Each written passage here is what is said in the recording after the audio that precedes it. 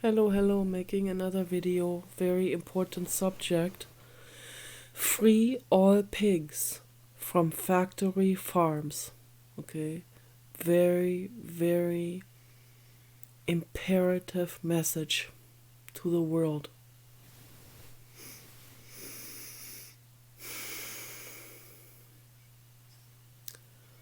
That is what I live for that message.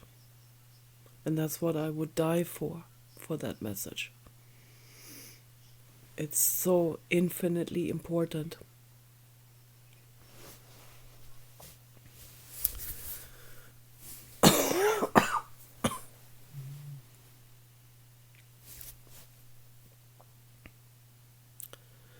I'm still sick, but I'm getting a little bit better every day. I guess this flu virus takes about a month to get through, from beginning to end.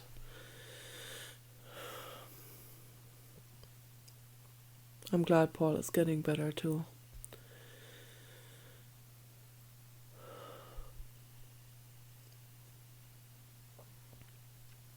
If we want to make the world into a paradise, those are the very first things we have to take care of. We have to end factory farms. We have to end testing laboratories where they test on animals. All of that has to be completely abolished and dissolved. The animals have to be brought to safety, to safe sanctuaries, either in the United States or in another country where the climate is better for them, like elephants, for example, or other exotic animals who are doing better in a tropical climate, and they should be brought to the Asian countries near the equator where it's safer for them. Not to the Middle East or Africa. It's not safe at all. Not at all.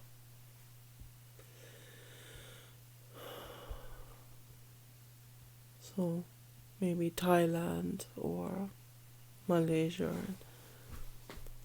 Vietnam, Cambodia. Cambodia is probably the best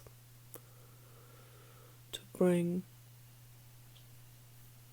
exotic tropical animals to and give them a very wide territory of thousands of acres of land where they can roam around and feel safe. Okay.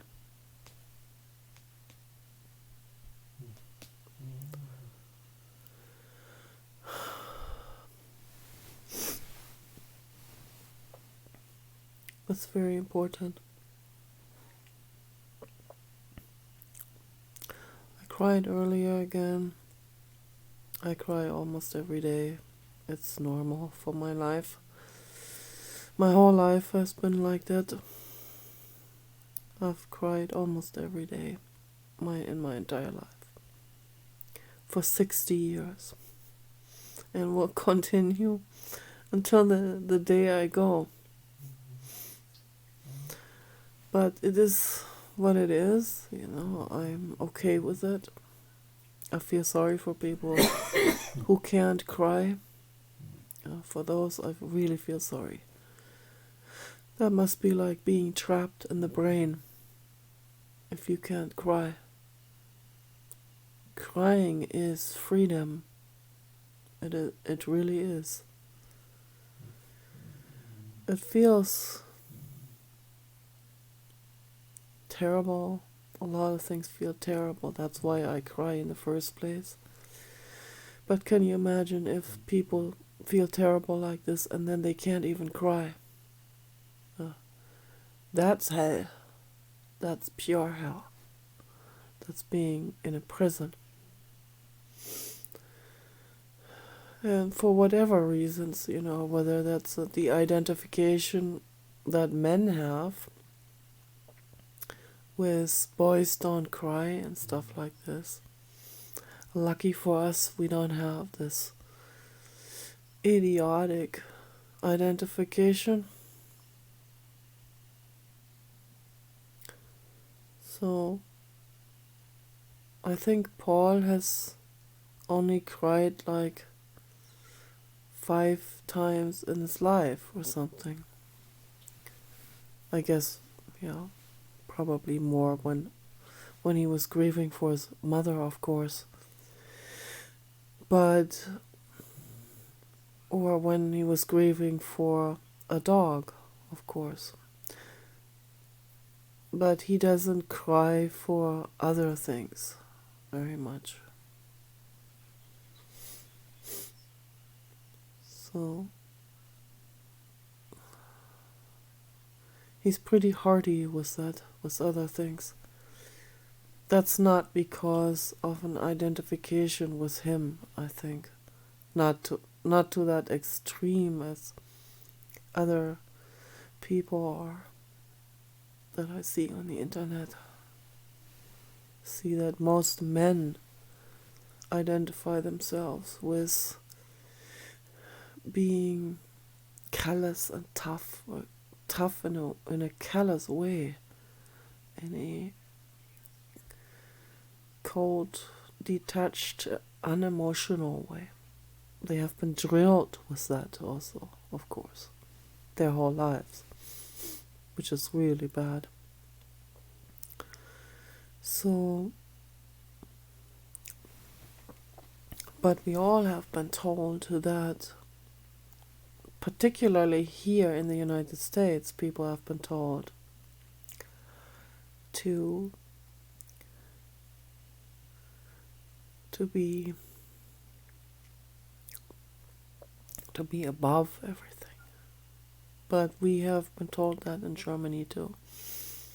And we women have been told that as well. So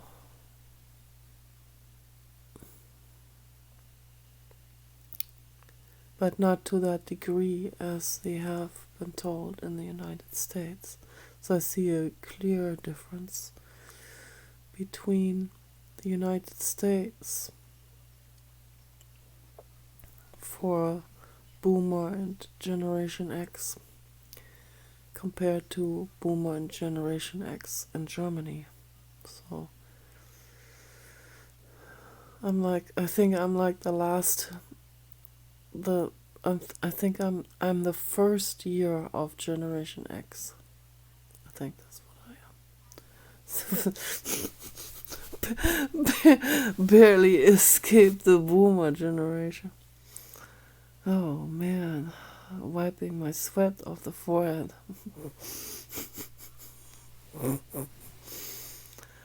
But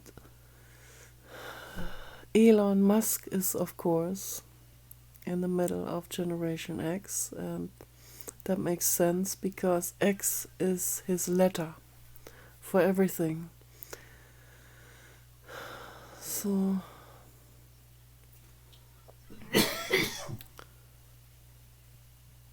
well, it must have been hell in South Africa to grow up as Elon Musk has, and his brother and sister. That must have been hell. I can't even wrap my head around that. So Germany at that time was quite homogeneous and quite balanced and fairly safe. Turkish people and German people living side by side, getting along fairly well, peacefully. Nobody was threatening with Islam and stuff like this. No one was even talking about Islam. All of that came later. It's a horror what happened. Absolute horror. So, but by that time I was already living in the United States, and I've visited them again off and on, and every time I visited them, I was shocked to see how Islamization had progressed. There came a point where I felt like this was not safe anymore to visit them ever again. And I'm never setting foot into Germany again. It's like going to Iraq. And I warned my family, and they called me insane. My brother went totally berserk.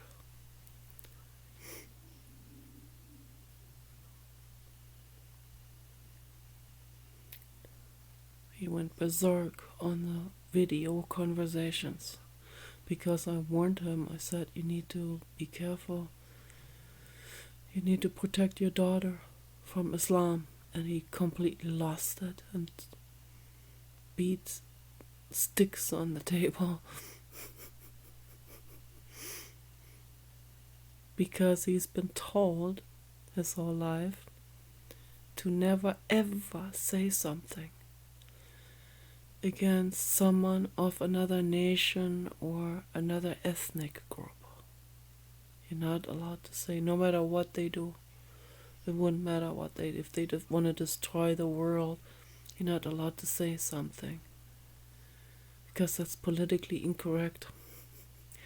That's unacademic to say something. It's unintellectual. That's what they claim, that's what they think. I don't see it that way, but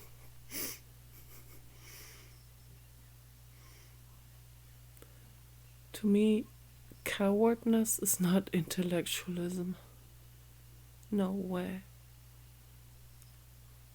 Intellectualism requires some courage to stand up for justice. I mean, what's the point? And then, what's the point of intellectualism if it doesn't stand up for justice and for making the world better? What's the whole point, right? Just to read a bunch of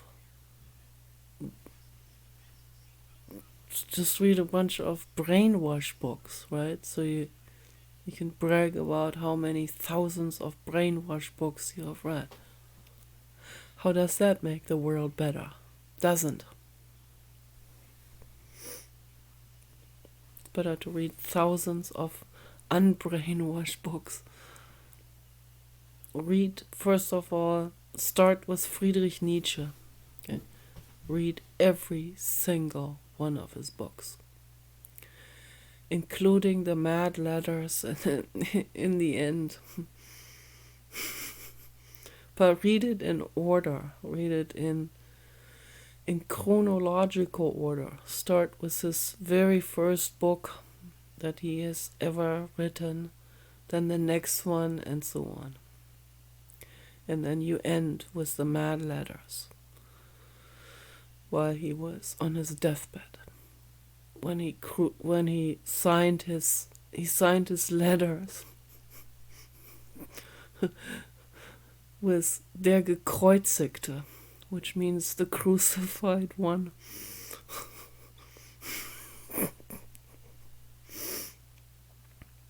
So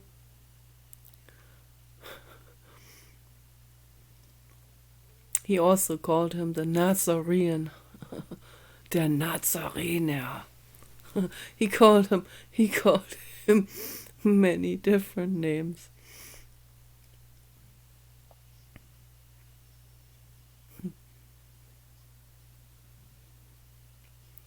But he didn't have a problem with that figure. He had a problem with what they have made out of it, out of that figure. You can take any figure, you can take Bozo the clown and make a hideous religion out of it. And say, Bozo the clown died for all of your sins. No, he didn't. And neither did the Nazarener. He didn't die for anyone's freaking sin. Okay? That's hideous. It's just idiotic. Religion is anti-intellectualism. It really is. Everything that is cowardly is anti-intellectualism. That's the truth, what I'm saying. Okay, it's the absolute truth.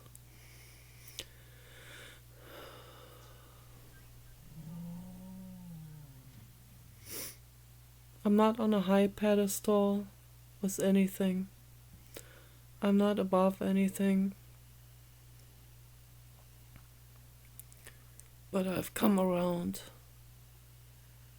and I've seen a lot of shit. Okay. I have literally looked into the abyss. I've seen the abyss.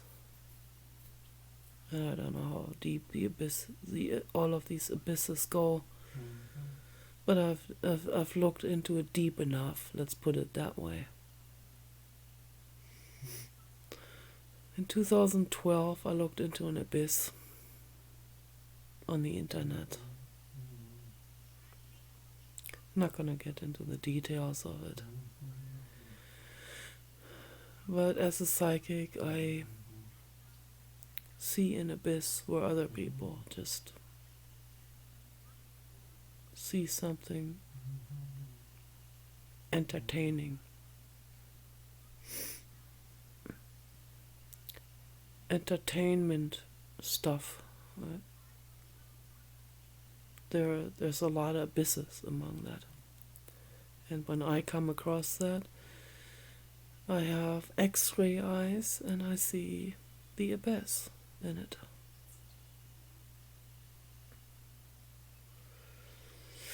And it's frightening.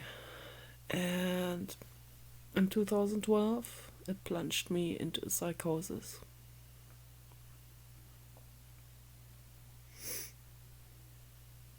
I could feel something snap in my brain.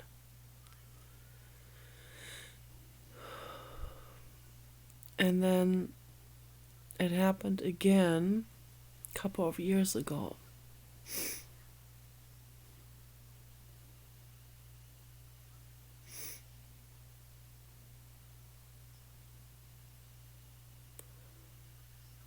I watched something that was supposed to be entertainment. I have to really stay away from the populace body's kind of so-called entertainment. I really do. Because the chance that there's an abyss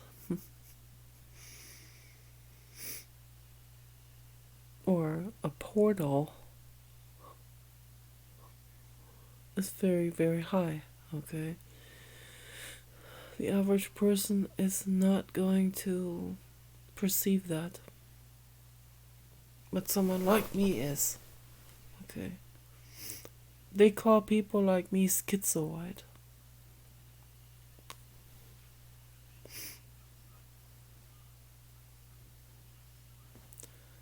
What are schizoid people? Schizoid people are people who have X-ray eyes, who see much more than other people. And because of that, they get frightened. Doesn't mean they also have heightened intellectual capacities. Most people don't, and most highly sensitive people and schizoid people don't have high intellectual capacities.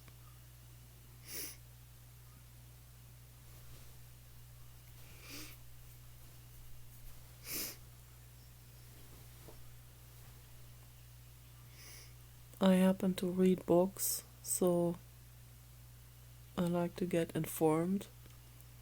I have a lot of questions, but most schizoid people are just overwhelmed, and they don't even have the base knowledge. And I'm not holding it against them. Some of them may not be very smart. Also, some of them are smart, but they never had the chance for an education, not even for base education, not even from a family background, base education. So I was much more lucky with that. And I was lucky to talk to Paul about this earlier today, how in Germany we had free education, which is a must-have, okay? Here in the United States, Paul fell through the grid. As a white male, he fell through the grid with affirmative action and all of that. So he never got any help at all. His parents were poor, and he had to pay tuition out of his own pocket. He had to work for it, very, very hard work. But he never got a full panel of classes together in order to get any kind of credentials or diplomas. It was just more like a patchwork of classes.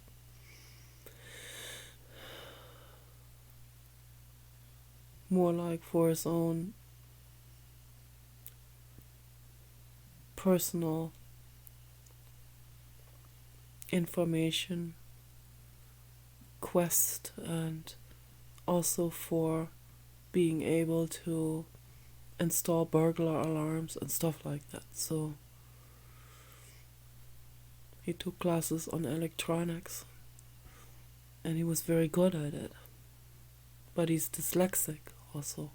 He never had any help. He needed special help for kids with dyslexia. And dyslexia is caused by a person who had middle ear infection at age 2, and that's exactly what he had, and his generation falls into that. There's a lot of people in his generation that had middle ear infection at between age 1 and 2. That's when language develops. If that is bypassed because of middle ear infection and not being able to hear, then the entire language base is interrupted. And they're going to have a real hard time later on in life to catch up and to make up for those gaps. That's very, very difficult. Some people never, ever fix that or heal this, because that happens when we first learn language after we are born. Up until 3, this is the foundation of our I'm making a video right now. It's the foundation of yeah. Age, birth, and 3. That is the foundation of the linguistic development of the brain.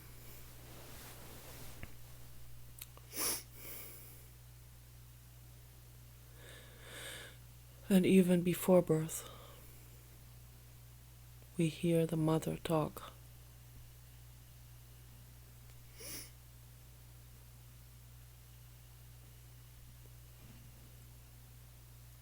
All of that information wasn't even available during the mid-50s and mid-60s and mid-70s, was not even available. All of that information started happening somewhere in the mid and late 80s, early 90s. That's when they started to develop this information base about how the brain develops and what dyslexia actually is, or what Asperger syndrome actually is.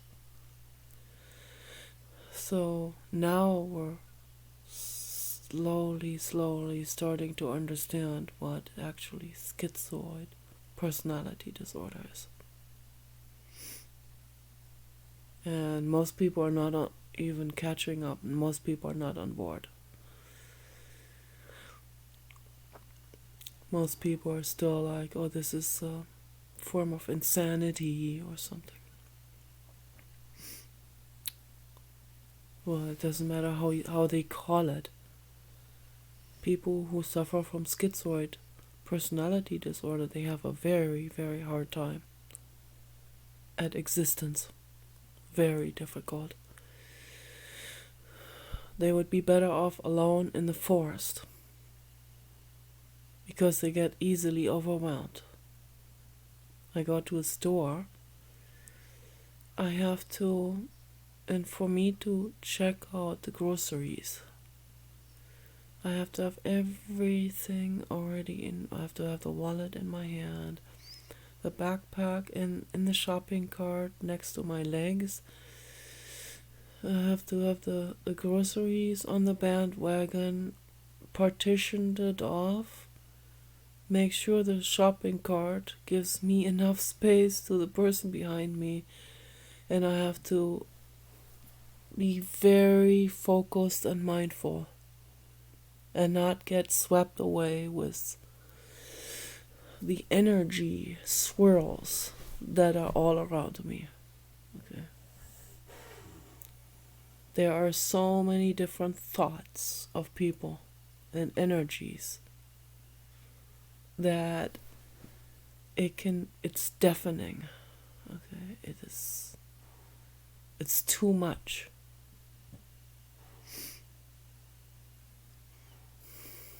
It's not like words. Some people perceive it as words or whispers or something like this. I just perceive it as a telepathic information.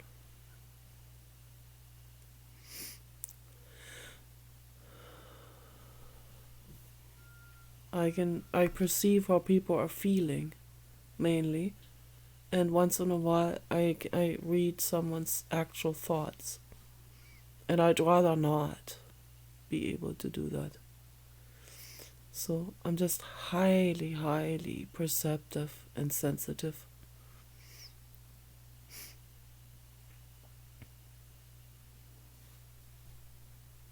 Everything is amplified to an extreme, amplified sensory system. And in a world where other people usually don't have that, and they're kind of plump and clumsy and rather less sensitive and less attuned and rather loud and bold, it's rough for someone like me. It's very, very rough.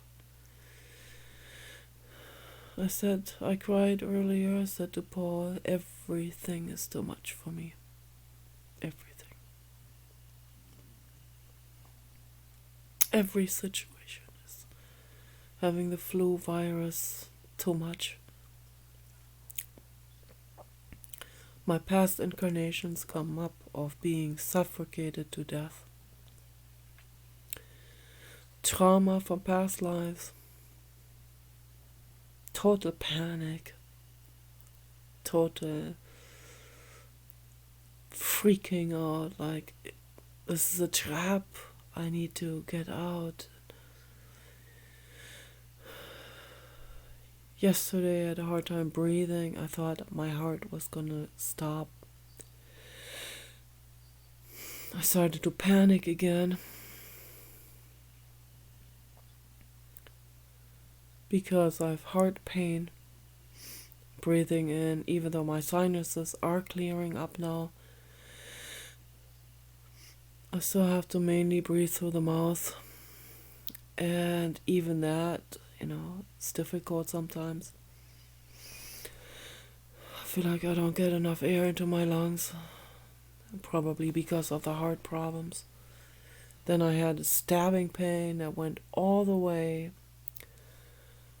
from here all the way through the back.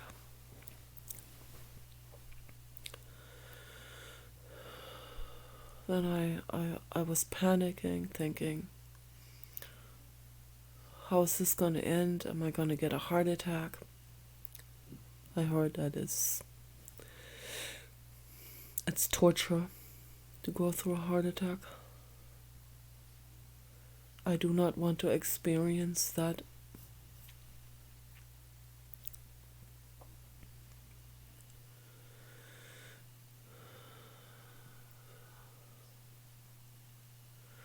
Being around people is absolutely overwhelming for me.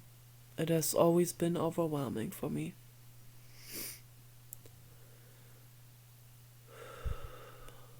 I'm jealous of people. I always was jealous of girls who are happy and content and mentally sturdy.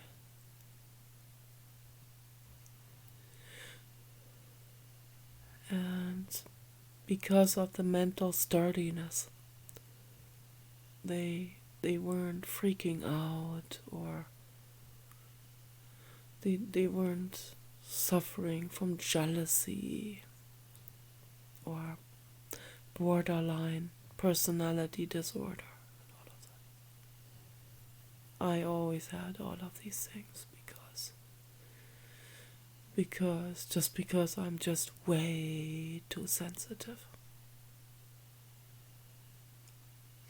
And my brain is wide open to everything, including my past lives. When I was a child, I drew a lot of horror situations. I painted it out of my chest. I had to. It was an attempt to purge it all out.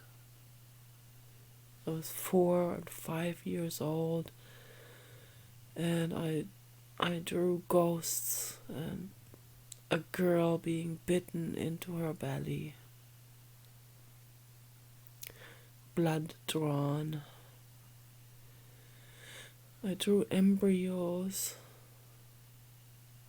bathed in blood with an umbilical cord on it. I drew a woman dead on the ground with a white bird coming out of her, the soul. Now keep in mind that I grew up atheist, agnostic. Okay, never been introduced to any of these things. We were never even read any kind of ghost stories or something. Never had any kind of religious sermons preached to me. I don't even know where all of that came from, but I'm guessing it came from my past incarnations. Death scenes that I experienced that were so traumatic that I was not able to dissolve it. So I carry it with me into my next incarnation.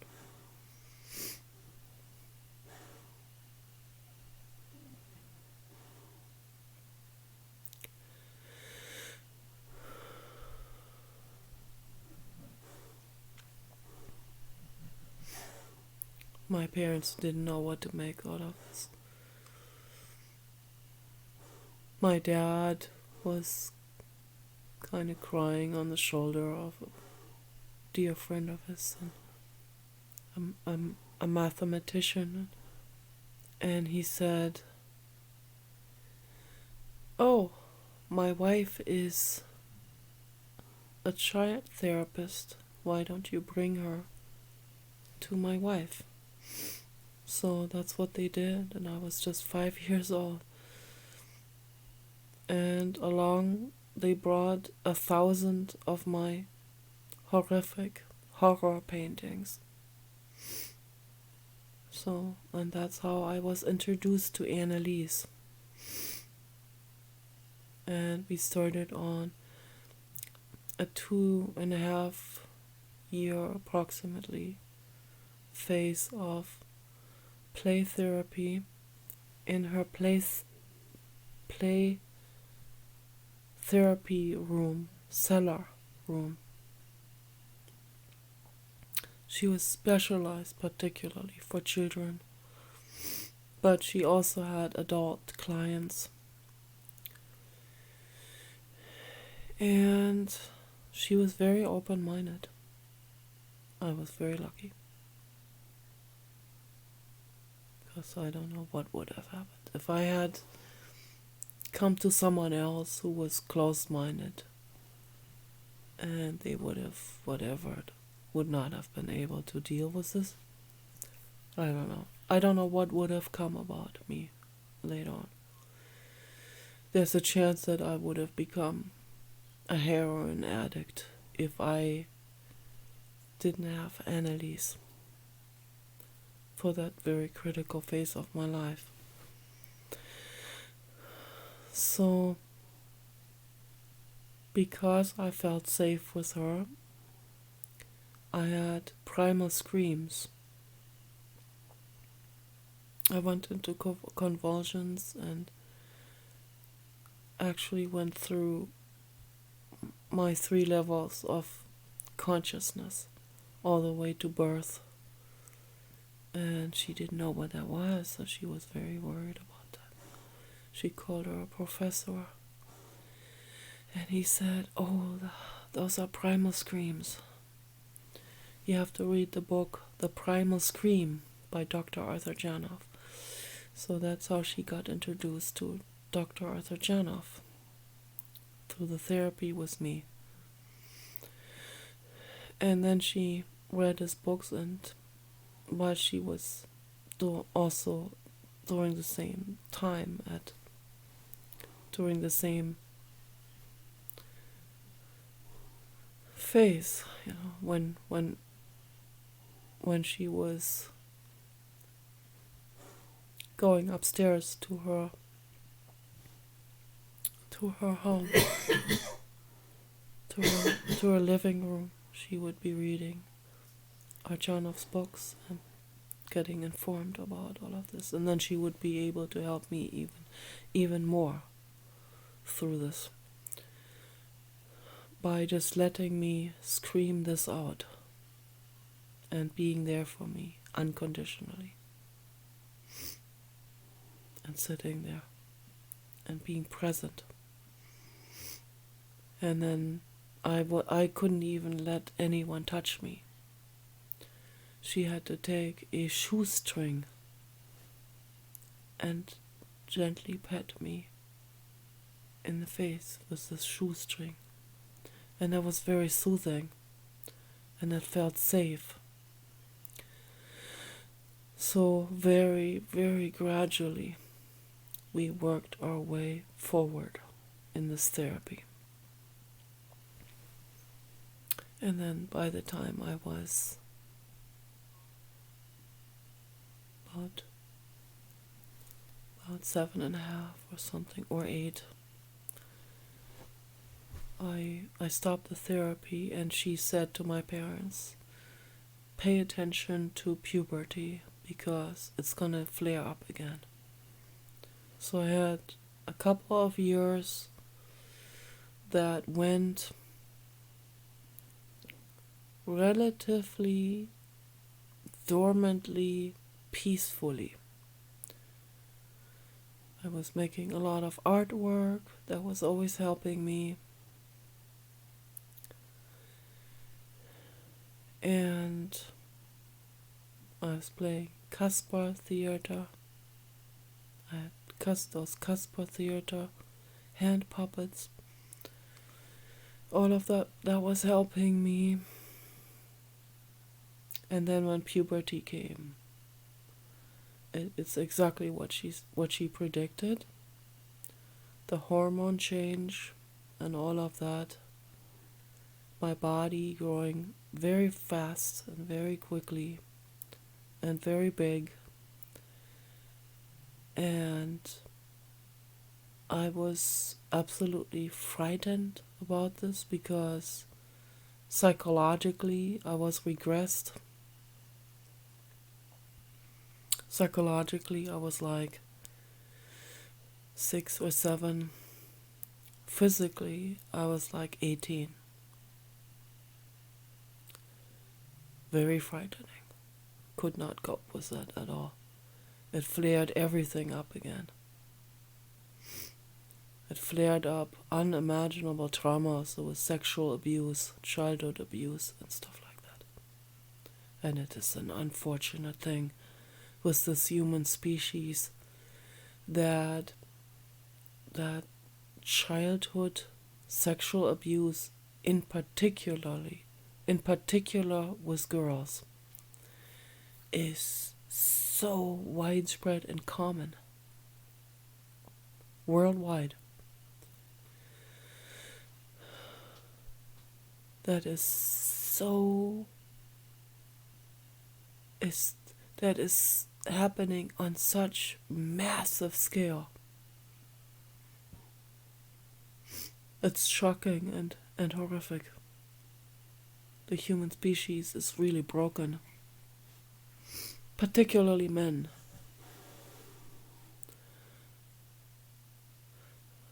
Most men are broken. That's why Jeffrey Epstein Bordell had such leverage. That's why Diddy had such leverage. That's why the human traffickers are cashing in like insanity.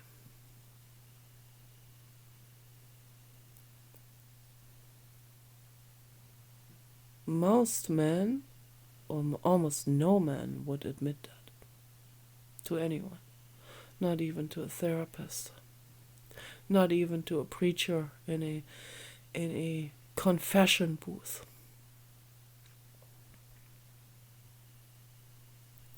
But the reality is very grim.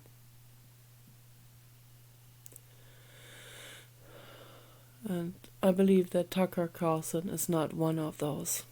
And neither is Donald Trump, and neither is Elon Musk. I know that for fact. Absolute fact. I'm psychic. And I know that for fact. And Tucker Carlson, he asked this question in an interview with someone.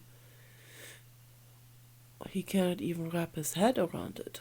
What makes a man have sexual lust for a child?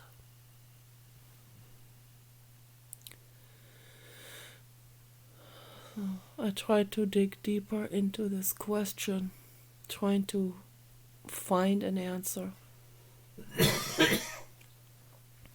There was one pedophile that was interviewed, and he said doing that to underage girls made him feel more like a man. It made him feel more like he was in charge, and he felt masculine, and he felt like he had the upper hand and all of that. So I think that is the driving force for most of them. And when they're with an adult woman, they feel like they don't have the upper hand. They feel like the woman is too smart. She sees everything. She sees his BS and lies. She may look at him critically, or she might be getting annoyed or whatever paranoia he has that could happen.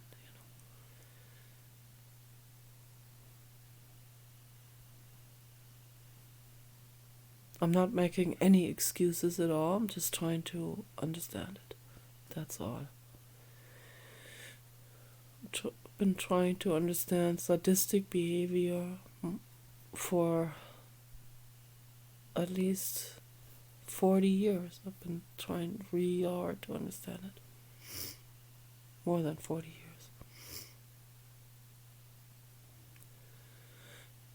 It doesn't make any sense to me. It's too difficult for me to wrap my head around it. But I'm still trying. I'm trying to understand the world I live in.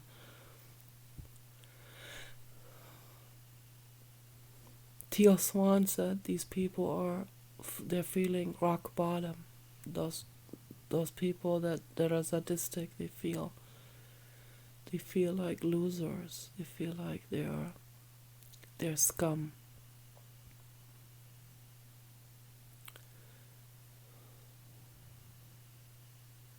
So in order to feel like they have the upper hand, they feel the need to hurt another living being, innocent being or something.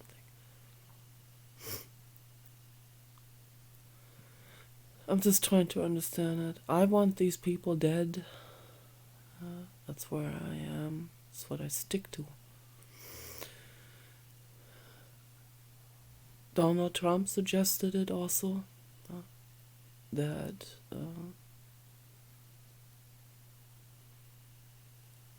a child rapist should get the death penalty.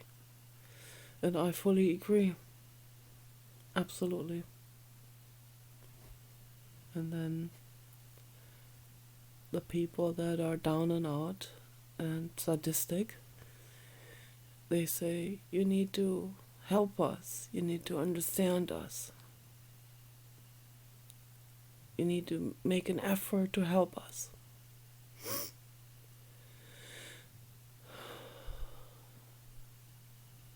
People have tried many times. Tried to help them. Tried to give your little brother another chance and another chance and another chance. There was that guy, what was his name again? This terrible sadistic rapist. And they gave him another chance and let him live in a community, and the entire community petitioned against him living there. And what does he do? He does it to another woman and kills her.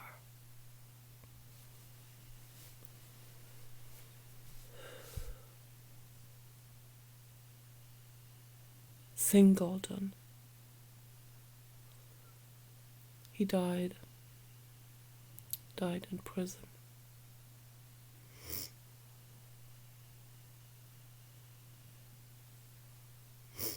Friedrich Nietzsche talks about this, the danger of having pity on violent criminals. He talked about that.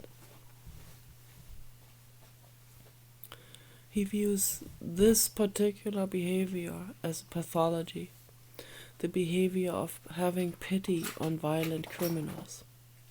That in itself is a pathology. It's a social pathology that has to go. It's not going to work. The way we help these people is we have to meditate for them, we have to cry for them, and we have to pray for them. We have to pray for those souls. Not in a religious sense, not in a Christian sense. No. We have to pray for them that these souls take the journey into their own mind. And they can do that whether they are in a body or not.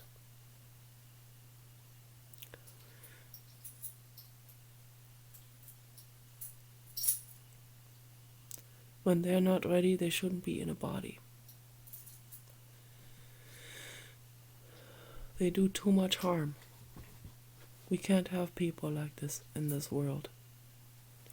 We want to end samsara. We want to end the never-ending cycle of suffering and rebirth and the same thing happening again and again and again and again. So we want to end that now.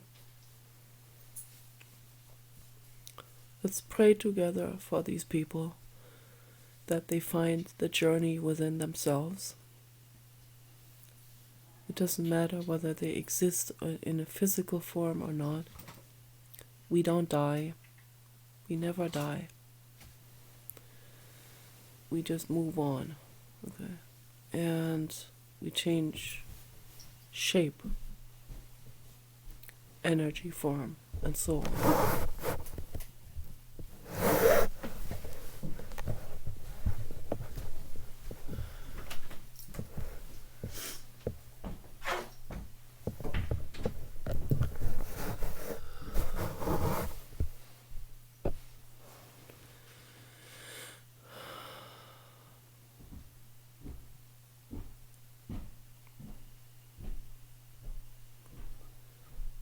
It's only the ego that is 100% attached to the current existence. To the ego that's like, it's the end all, that existence. Whether they're religious or not, the ego is so invested into their existence. Even if they're crippled, the ego is invested into it. When this existence here is just a school, it is a school to go through. And if you torture someone, you have missed out on the school.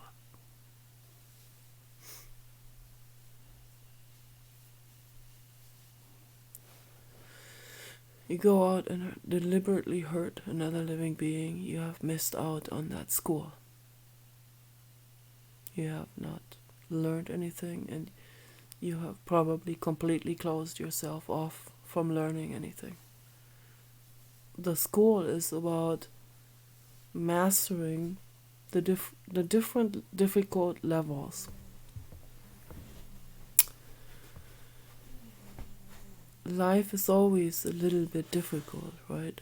At least a little bit. For everyone.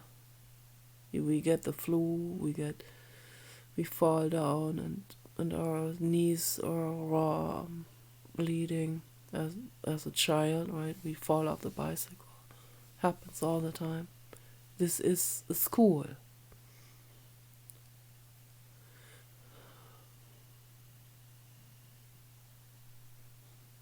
There are some people like Elon Musk that get beaten almost to death, where they have to go to the ER as a teenager or child, right? And they never become violent. So that means they're more soul advanced. That means they have understood that violence does not level out violence. Violence does not undo violence. A fire doesn't extinguish a fire. Water extinguishes a fire. Peace will end a war. Okay?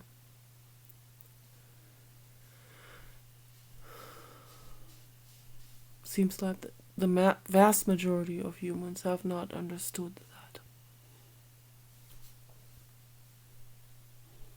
But someone who is a violent torturer has bypassed their school, and they cannot be in an existence. They cannot. They don't have the right to. They have to get kicked out of the school. That's all there is to it. But we must pray for them. We must.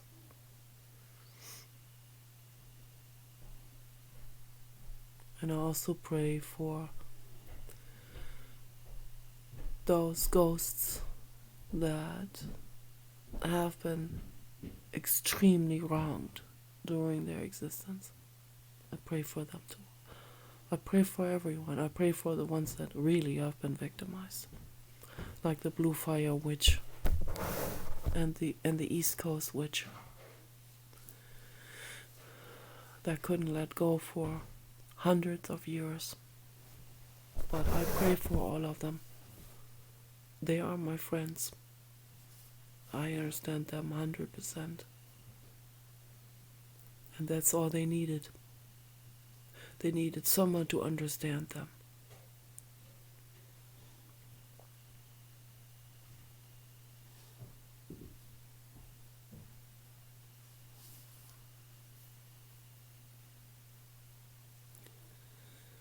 I need someone to understand me.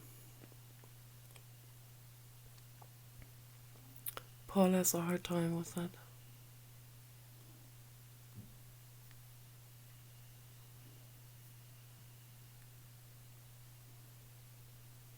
The baby dog understands me better than anyone else.